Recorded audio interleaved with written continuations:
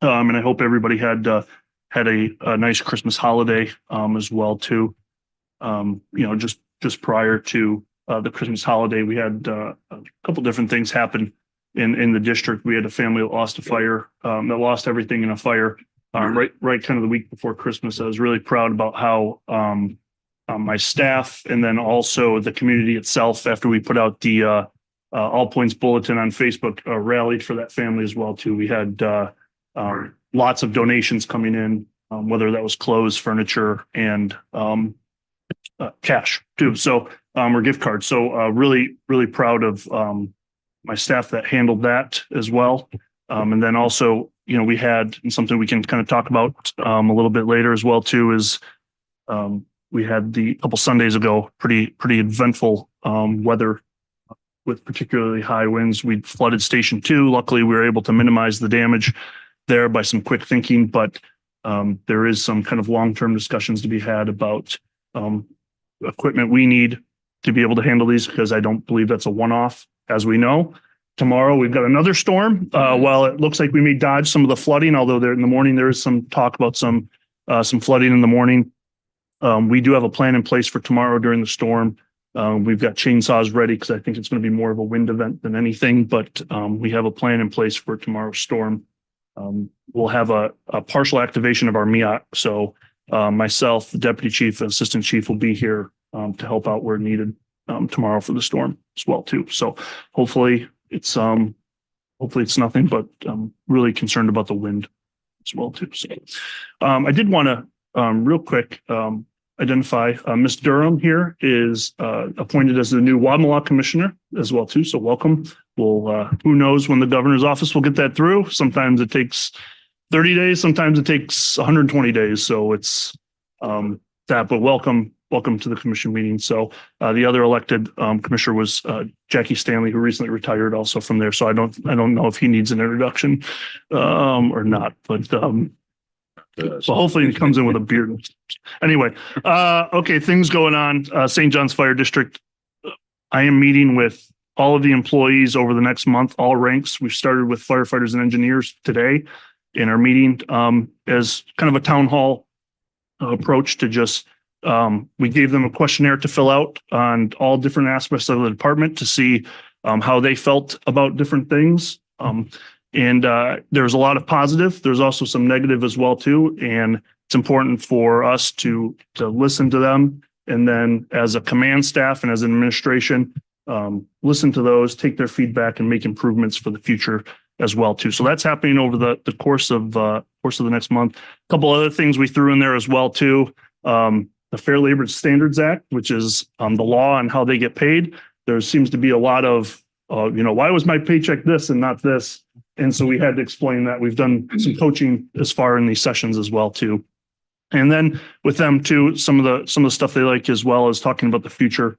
So future capital projects and enhancements as well too. And I think when all of these are done too, I'm going to share with the commission some of kind of the findings as well with you, so you can kind of see where we're at and where they're at as well too. So I sent out, we've kind of seen it floating around, but we do have a new logo. So something that's been kind of talked about with our personnel as well is to set us apart is have a unique identity and something as kind of a refresh, something new that we can kind of look forward to. As Chief Henson mentioned in his last presentation, we are rooted in tradition, but driven by progress. And there's something new and new values and mission for us to kind of hold on to as employees and keep us moving forward. So it's going to take time, but there's going to be a very slow integration on that new logo into what you see. You see it plastered all over this. So, but again, doesn't mean we're going to get rid of everything, but we're going to make some changes as well to uniforms and things like that as well too. So we're working on, since we did not receive the SCBA grant, our breathing, our air packs, we are working on an RFP to get that completed. As Ramona can kind of explain it better than I, but we have that. We've basically essentially budgeted for that large purchase of over $1 million within our budget right now. We can still use that line to procure those SCBAs. The remaining, what it's over our budget, will come out of our fund balance as well too. So, but we wanted to get that in order to get that done, we need to have those delivered by June 30th. So they've been wear testing SCBAs already for the last couple of months. Our personnel are pretty sure of what they want. So we're going to do an RFP for that specific air pack SCBA. And then we'll put that out for competitive bid because there's several companies that sell that air pack. Then we'll come through and ask for a purchase on that so we can get them for June 30th. That may be something that comes up in the February meeting as well too. Along those same lines, some feedback we've gotten over the last year or so is for us to upgrade our PPE, particularly our pants and jackets as well too. So several of our firefighters have been wear testing some of that gear over the last couple of months as well too. They've selected what they want as well. And Ramona and myself, Chief Ensign, have worked on a plan for us to replace that entire cycle of gear within this budget year and then the next budget year as well too. You're looking at probably to replace all of it about $500,000 as well too. The other key part of that is with the new gear, then each firefighter will have a backup set of gear as well too, which is an NFPA standard to have 2 sets of gear. So very important for us to. It will take a year, but we will get them new PPE as well and on that. So the construction estimation project that we had hired David Myers and his company to do, we have a meeting on the 16th, day after MLK Day, on the 16th to discuss that. He has all of his information wrapped up. Once we meet with him, I'm going to come back to you as a commission and we can chart a path forward on some of these capital projects that we've been talking about in meetings as well too. Last month, I talked about some issues we had with as far as safety and roadways. We also just recently purchased traffic vests for every single member of the department, not just for each riding piece on the apparatus. So the goal is that everybody gets a traffic vest that is assigned to you. It is part of your PPE and has St. John's Fire District on it, and it's very clear top of the line traffic vest. So we can't say we didn't have them or the vest didn't work. They are there. They're part of your PPE, but it was important for us. What I've told you before, what keeps me up at night is it's not so much my people and their decisions. It's the decisions of other people, particularly on our roadways here as well too. So we have those on order. The strategic plan, talked a little bit about that last month. We've completed that. We have a very, very rough draft of that strategic plan. So over the next month or so, we've got to kind of dig in, measure some outcomes as well too, and do a few things. And I'm hoping by the February meeting, although it might come into March, to have a final plan for you to approve as far as the strategic plan goes. So rough draft in it. We just have to make some edits and finalize and get with our team. So the new boat, we will have that likely in service January 15th. What I also am working on too is a proposal of a marine coordinator position. So what we're finding, particularly with this new apparatus, there is a lot more training that goes into it. There's a lot more things to deal with equipment for it as well too. So this would not be a full-time position. This would be an incentivized position of one of our already officers or personnel to take on that. And what we would do is offer them a stipend for the year to take that on, likely in a 2-year kind of role increment, and then keep kind of rotating people as well too. And that helps with the classes, the training side of it's a completely different thing as well too. So we are working on kind of that I'll call position description as well too. So we can put somebody in there to help with the workload of the new boat well too. Last thing I have, and this is, I'll talk more about this. I have a presentation and new business to do tonight. Our command staff met last week with Charleston Fire Department, particularly on deployment and resources, long-term future of Johns Island specifically. And I'd be happy to share more of that in the new business as well too. If anybody has any other questions, I'd be happy to answer them.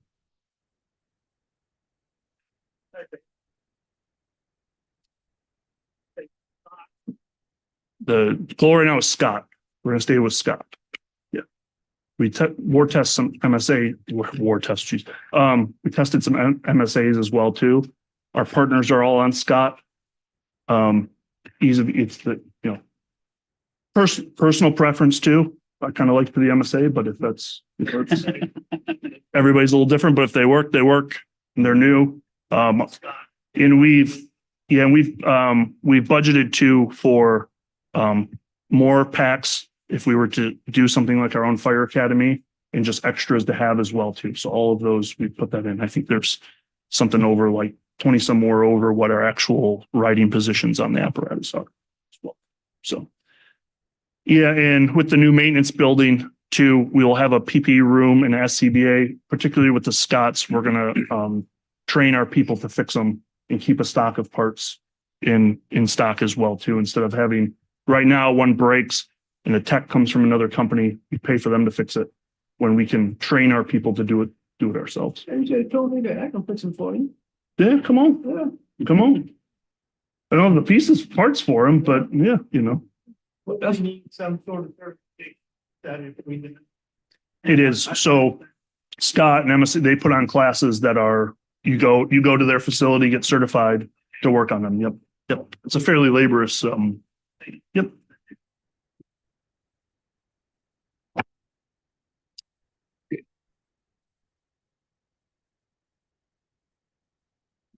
Yeah, conflict of interest. Sorry. If you're volunteering your time, I can know. We'll take any and all volunteers. Okay. That concludes my report. Okay. Finance report, Ramona. We can come back. Sorry, I kind of forgot all about stats and stuff. And it's been a busy.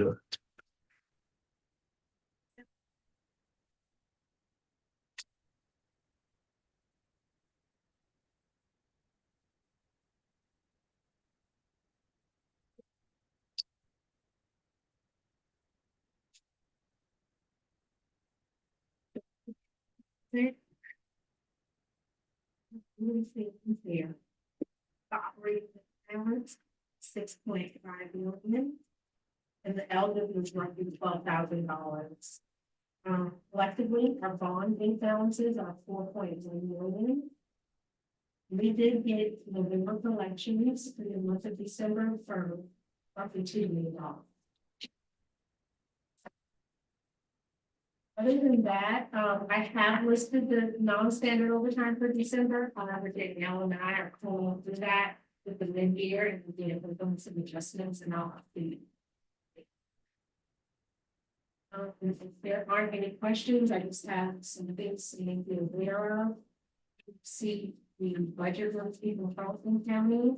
So mid-year is going to be on January 31st. And then the 5 budget will be very early way this aspect. So some of the items will have to make assumptions and still start the data. I apologize. I skipped a couple of things. Rhonda, could you update us on the HR? That wasn't intentional. Sorry. We're literally swimming today. Yeah. Just a bit on the recruiting side of things. So we're kind of getting our hands up there. We weren't we have 4 potential recruits that have been scheduled to start school at the end of this month year. So we're going to add to the number of past that. We did have 3 new hires that started as of today that came on board between December and the first week of January. So that's good. So we're getting there. Workers' comp is looking excellent. Right now, we're just at a total of 2 claims, and we'll work on getting that process on a little bit better and getting those rates back to where they should be. But other than that, that's what it is by recruitment. And workers' comp, and that's anything. Thank you. I'm gonna amend myself back to the chief's report here. Okay. We have not finalized our numbers complete total for 2023. I would expect those to probably eclipse last year's numbers or be very, very close to that as well too. But we're still working on this month. We're gonna keep going again on our annual report as well too. But we still have to finalize some incidents out of 2023 to make sure we've got good numbers for you on there as well too. So Okay, attorney's update. Nothing to report. Chief and I are working on some dates to get with St. John's Water and holidays. Put a little meddlesome, so we're could be in here a little bit more next meeting. Okay, Text in the mail.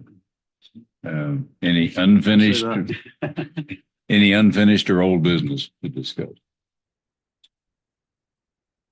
Go there.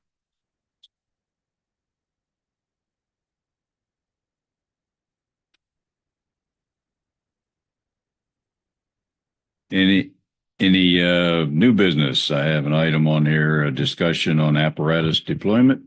John, can you pull that up, please? Okay, I've got a presentation for you. Here, this is born out of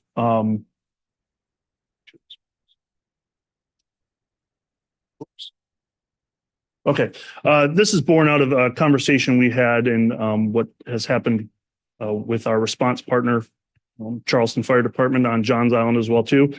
Just to for the new people in the building as well too, and also just to remind commissioners that we are part of a automatic aid agreement. So regardless of jurisdiction, you get the closest unit to you to respond to whatever the incident may be as well too.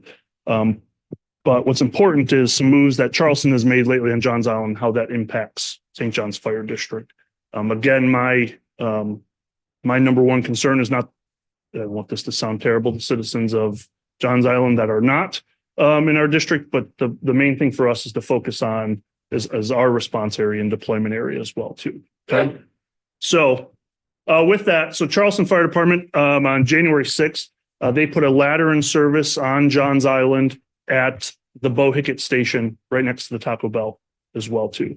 So when you look at kind of our response packages, and we'll talk about this in the next slide too, the ladder companies have certain, they're deployed on certain response packages, particularly structure fires, alarms, can also do EMS calls and stuff as well too. What the long-term plan is, they have the Wiltz Battery Station, which is Wiltz Battery and Maybank Highway, closer down by River Road. That is the long-term plan, but that station hasn't even broken ground yet. That they break ground this quarter on that, the projected opening of mid next year. So what does that mean though, is what's happened is now this ladder 106 is at Bohicket Road and our ladder is right next door here, which puts them almost about a mile and a half to 2 miles away from each other. It's quite a bit of duplication of resources, particularly for the response packages. And when you look at a majority of Ladder 7's calls next door here are to the Maybank Highway corridor. There's not a whole lot left on Maybank Highway that's in Charleston County that's been mostly annexed to Charleston City. There's some, but not a whole lot. And then they also, just for a side note, they are going to put in an additional engine company at that Wiltz Battery Station after it opens in probably early 2025 as well too. Okay, so when you look at our current auto aid response packages, so fire on Johns Island, Wamala, Kewasee Brook right now, for single family residential, there's 4 engines, 1 ladder, 1 rescue resource, and then 3 battalion chiefs. Commercial structure adds another engine and adds another ladder as well too. So what that means affects us is what's called an effective response force. This is the minimum of firefighters and equipment to reach a specific emergency at maximum travel time. So this is how we base a lot of times when NFPA says, hey, here's the standards on response forces, particularly, to be effective. That's why one of the blessings of the Charleston area and this auto aid agreement is we can put a lot of apparatus on scene of an incident very quickly, which is really a world-class benefit that we have here in the Charleston area, no matter where you really live within the auto aid. So again, we've put now 2 ladder companies in close proximity to us. So when I look at that, I think of St. John's Fire District, particularly on this end of Johns Island. We don't have a whole lot of commercial structures. We don't have a whole lot of residential homes that are what I would call almost commercial packages, like some of the homes we have on Kiowa that are over 4,000, 5,000 square feet as well too. So there's definitely a need for a ladder, but now with Charleston kind of inserting in the middle of that it's not so much affecting the call volume over there, it's just a duplication of resources as well too. And I'll kind of tell you where I'm going with this in just a minute. So when we look at this as a command staff and talking to Charleston Firefighter, we talk about where our resources needed the most for us, particularly that ladder company as well too. And, we have a new ladder truck that's just waiting some equipment to be put in service. And we'll talk a little bit about the deployment of that in Tower 701. And Tower 701 right now is located on Kiowa Island and how that affects us a little bit. I don't know what's happening, Sean, but I lost. Thank you. Okay, a little hard to see on this. Maybe if I turn the light real quick. Just a little bit better. There.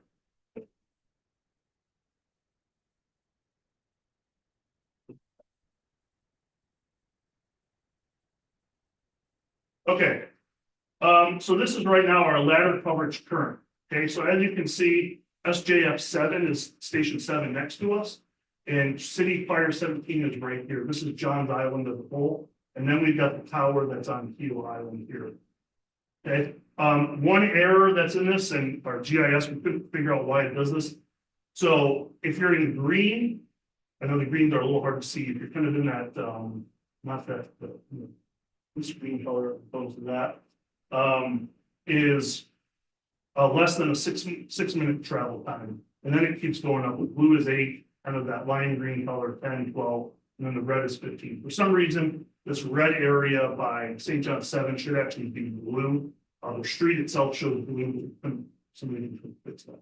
So anyway, as you can see, with this deployment, we have the ladders covered on this end of Johns Island pretty precisely. And I'll show you when it takes ours away as well. But again, then on the southern end, yes, we've got Kiowa covered. We've got significant gap, Seabrook Island, significant gap at the new Kiowa River station as well too. So that being said, and I'll go on for it. There's a couple more maps too. So a rescue resource. This is an important part of response packages for several incidents, particularly structure fires and extrications. So right now, the closest rescue resource comes from James Island and St. Andrews. So I'll give you an example. Seabrook Island, the day we had the storm, we had a structure fire that evening. The rescue itself was coming from James Island, 803, which is over, it's on James Island, I'll say that. So 20.2 miles away, they had a 35-minute response time. Okay. What they're doing is they passed 3 fully staffed fire stations that could do the same as a rescue resource. We just don't have a rescue resource component to actually put on the call itself. Which to me doesn't make a lot of sense if we're just driving past fire stations that are staffed that can do the same job as a rescue resource as well too.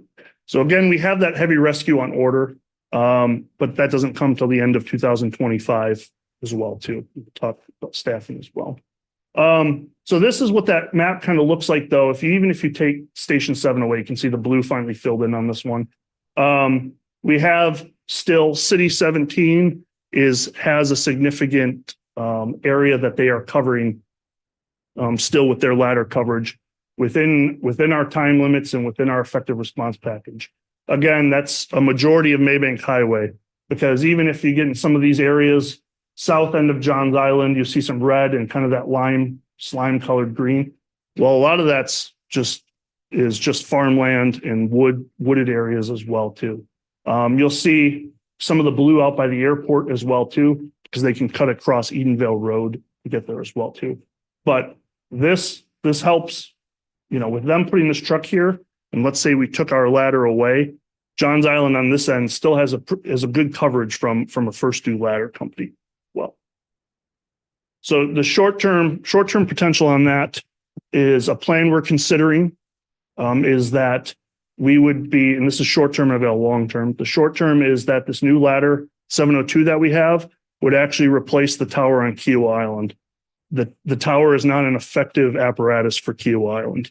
It's too large. It's too big. We can't actually get to a lot of the homes because of just driveway size and construction in the I'll say just the environment out there for what we can. We can't do that. This ladder 702 was built on purpose with a short wheelbase, single axle, so we can maneuver in that. The trade-off is you don't have a big bucket on it. But what we're finding is we really don't utilize that bucket very often as well too, as opposed to 702, which is a straight stick ladder as well too. So in this short-term plan, what we would do is we would convert the ladder here into one of our old engines and repurpose that engine as a rescue resource. And that rescue resource would live next door at Station 7 here. So when we look at our effective response force, particularly on Johns Island, Wamala, on this end of the population, I just saw they're going to build a hotel now on Maybank Highway. There's Trident Hospital, all city properties, but we're now helping and assisting them also by this rescue component. But we're also kind of getting a head start on our things about having this rescue component in as well too. Again, we were replacing 2 of the engines. We'd convert one of the old engines to a rescue resource for a short term before we get the delivery of the heavy rescue we have on. Does that make sense? I'm kind of all over the place a little bit here. What we would need to do though, and I've brought this up in committee meetings as well too, is plan for additional staffing, because ideally when you look at long-term plans, we're continuing to kind of look at deployment analysis, what that looks like, because when Kiowa River Fire Station comes online, we've got a whole nother set of response force that needs to happen just for that neighborhood and the areas around it, like Freshfields and everything as well too. So when you look at that deployment analysis, the need for a ladder in an engine company at Kiowa River's there. Of course, the engine company's taken care of because we'll close Station 1 on Maybank and they can move to that station, but we would still need to fund either a ladder or rescue component of additional personnel in an ideal world. I did put a side note. We've discussed in some of the meetings too, just a need. I'm just putting kind of a reminder, need for a tender on Johns Island and staffing as well too, when we look at deployment and gaps we have with service on Johns Island as well too. Yes.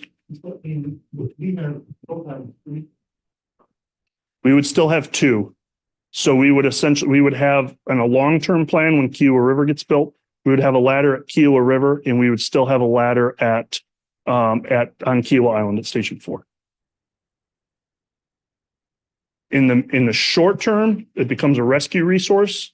In the long term, we would not be staffing a ladder on this end. But when you look at deployment, again, for what's in our district and the risk we respond to, a ladder company doesn't help us a whole lot. And we've already discussed this with ISO. It does not affect our ISO rating in any way on how they calculate your response force and everything like that because of our auto aid agreement, Charleston. Yes. Yeah. The tower would be in the short-term plan, the tower would be a reserve apparatus. But we've got, what I'm finding here is we can never have enough apparatus in reserve based on the wind. And so we balance that out, what we need for reserve versus what it's costing us to maintain those apparatus as well too. In the short term, we would be doing one ladder company and one rescue company. Long term, we would need to add another additional ladder company as well too. Yes. Sure. So engine companies' primary responsibilities, particularly on structure fires, an engine company is to secure a water supply, and then they physically pull the hoses off to fight the fire. So engine companies, I'll say this, fight fire. That's what they go in and suppress fire. A rescue company does just that. They are search and rescue. They go in, do a primary search and secondary searches on the residents as well too. And then what other jobs? Secure utilities. They have several jobs on a fire ground. A ladder company, specifically, they can be used for rescue, but how we have it is essentially they do all things ventilation. So they're going to the roof to open a hole. They've got a whole bunch of different tasks of the ladder truck themselves, primarily ventilation.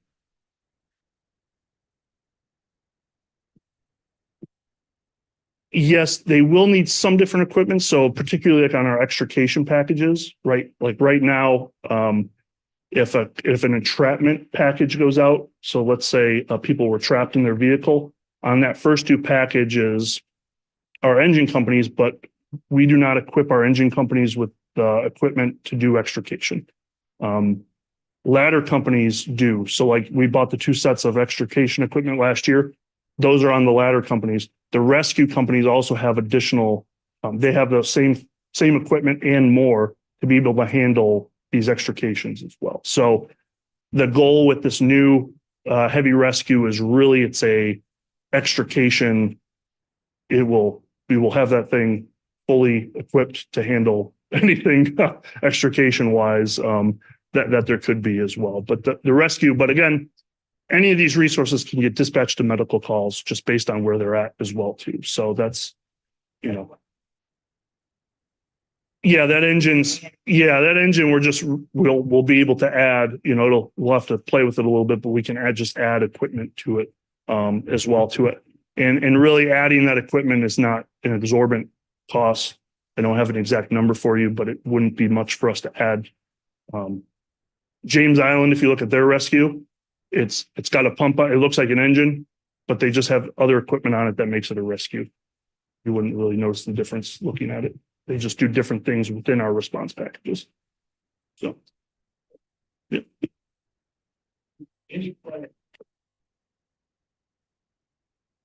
Again, when we look at, you know, and this is something that we'll look at in our standard of cover. When you look at the standard of cover, you know, I can't tell you what it's going to say. We do have some big homes out there as well, too. Yeah.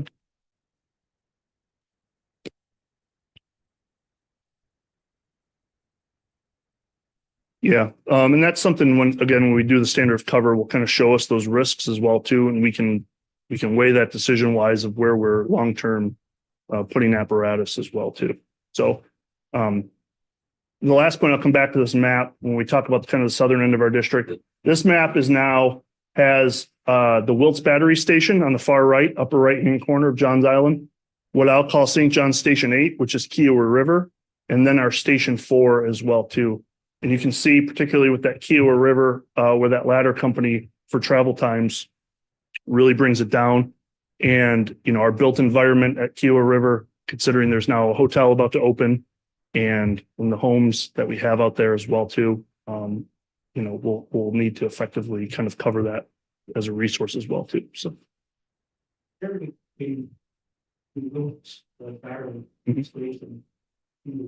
Yes. That's just because of the rural areas. So the roads themselves are colored differently. So kind of hard to see, but you'll see this is River Road, right? Green, blue, get some of the yellows back into the blue. This red is all like, this is that new Orange Hill development. This is all woods and part of, you know, those red areas, there's no roads. Kind of where you see the lines all intersecting, those are actual roads. So it's hard to see on this. Our projector, you know, is not the greatest, but that's kind of a, so we still have, you know, kind of some decisions to make on this as well, but I wanted you to be aware of kind of what Charleston Fire Department is doing and then how that kind of affects us as well, too. Essentially, for most response packages, with them adding a ladder down the street has zeroed out with their position. The city has another ladder on the other side on West Ashley as well, too. So essentially they've been caved in on their response area. The Bohicket Road's staying open. So long term, well, as long as the county doesn't come take the road there. But they have that Bohicket station will have an engine, that Wilts battery will have an engine and a ladder. So yes.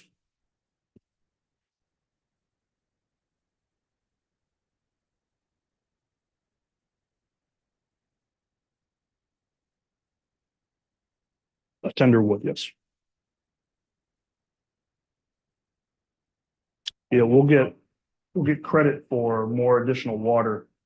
We have to double check the tender thing, but I know we talked about this and how the ladder company, but again, it's the water should, because we'd be able to put more water available on scene than what's required now. It depends on the insurance company. Yeah. we see there's gaps, consider that whole River Road area. Yes, there's water on River Road, but a lot of those neighborhoods off of River Road don't have water. Which, there's a development going in off of Edenborough Road down by Mount Zion. It's 20 homes. They're not going to be small homes. It's on a big pond. They're putting in 2 dry fire hydrants for us, which is nice, better than nothing. But it'll still, like things like that negatively impact our response, particularly for the fire. So, okay. Again, I'll keep you updated on that, but that's something we're kind of considering and something I think you guys should know about as far as our deployment. So.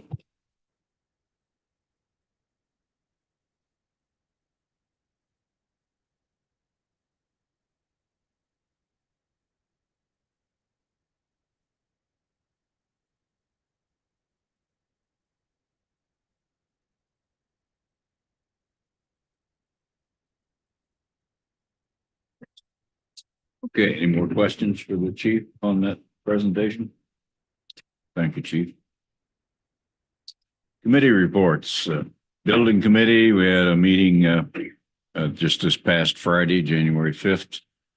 A regular monthly meeting on the progress of the maintenance building out here. It's doing quite well.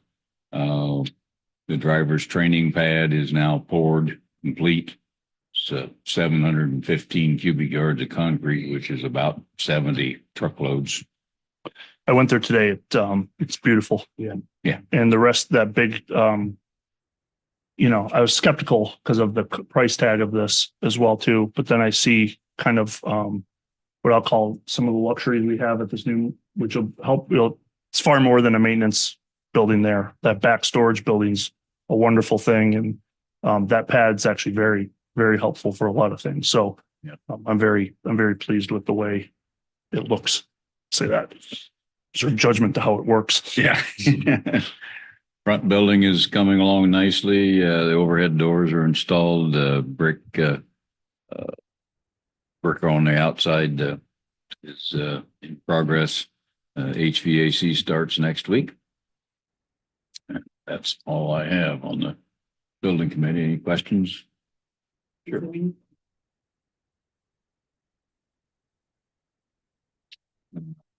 Not that I can recall. If I think of anything, let you know. Yeah. The last AIA was sent and approved. I think we're getting that payment out soon. So there was, and there weren't any identified issues in that one. So Yeah, that's already been approved by CDI and so forth. So finance committee, Deb. Bill, Yep, I'm sorry. before you go, when are they gonna, go under the road? I don't have a date for that, but that's been discussed several times. And they're going to, I think they're going to jack that underneath there. It's not an open cut or anything. They're going to jack board. Yeah. And the reason I asked about driving by today, they were marking on the other side, and I'm thinking that's when they're gonna jack it. But then my only concern is if they do it on a day that the shed is on having one of their specials. Mm. Ryan's gonna get a lot of calls. Why y'all doing it? But, Yeah. and just to be Kiowa River, there's no. I sent an email right after the first of the year as kind of a what are we doing here, and it's still not quite clear where we're at. So I'll continue to. The station will be built. I'm moving in, and we're still. Yeah, I know. So,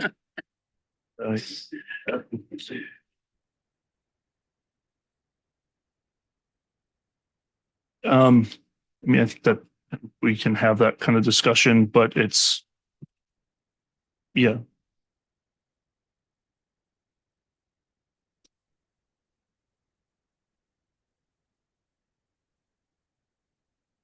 Yeah.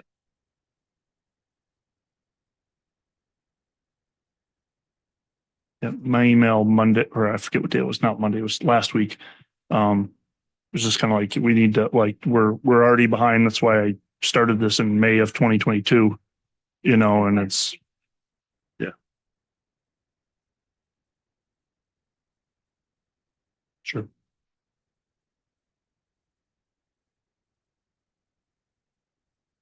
Okay. Finance committee did.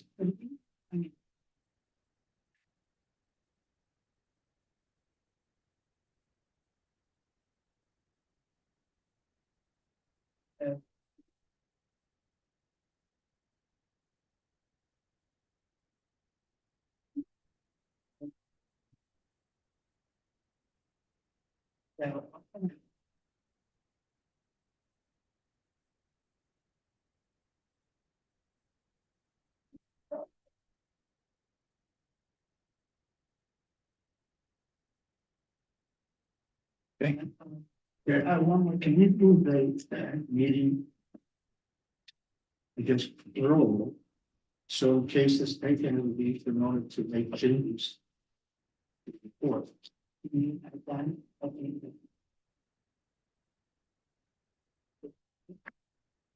And then I just one other thing, you come back on which. Annual.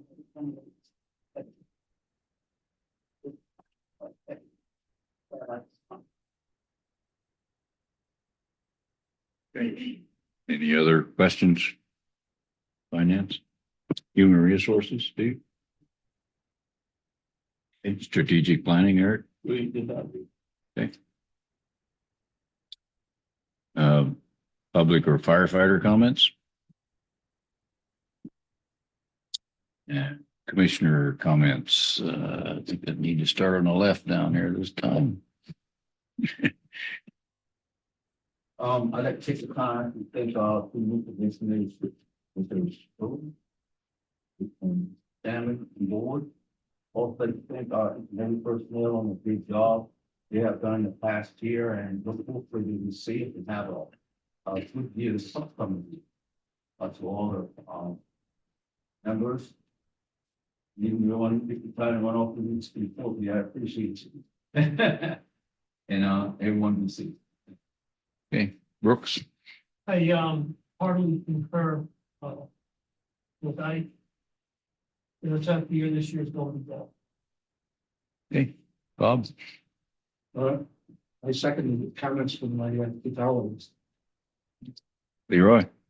One question for the chief. Chief, are you speaking on Thursday night? I am for the Johns Island Council. Yes, I've got two speaking engagements Thursday. Yep. One is for a group on Gila, and then one is at the Johns Island Council. Then as soon as that meeting's done, I'm going on vacation. Yeah, it's a short one. We only need your address, so if you don't come back, we'll know where to come look for you. I'm getting rid of that. Don't ask questions. I gotta be on the road, which is at night. Other than that, wish everyone a happy new year. Please continue to pay attention. COVID, RFD is raising havoc. We hear about they might require us to wear masks again. Don't like masks, but if I have to, I will definitely don me my. Like you do. Okay, Deb? The only comment I have is on this Thursday, there's a meeting at the table with Jenny. About, just related issues in the area. And I did probably note the questions related to both Jenny and Joe. And Jenny's staff put together some things. Very on some of the details. So if anyone's interested in using basically Thursday, I'm going to start a presentation and retain, but I know my questions will be on the subject. So I do appreciate that sending us links to different county documents, different county documents that provide more detailed information. Steve? Ditto to everything that's been said. Thank you everyone for your service. Eric? Yeah. Yeah. I can't add anything to that, so. Can I have a motion to adjourn to executive session for contract discussion? Second. All those in favor? Aye. Those opposed? Yeah. adjourned.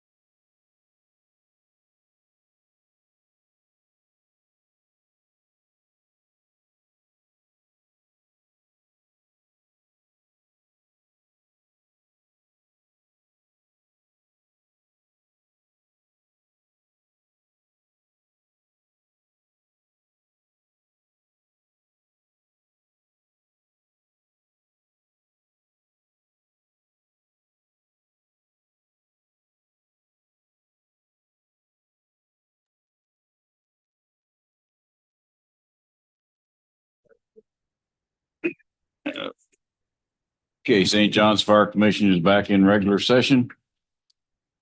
We had no decisions or votes taken in the executive session. I have a motion to adjourn. All in favor? Those opposed? Meeting adjourned.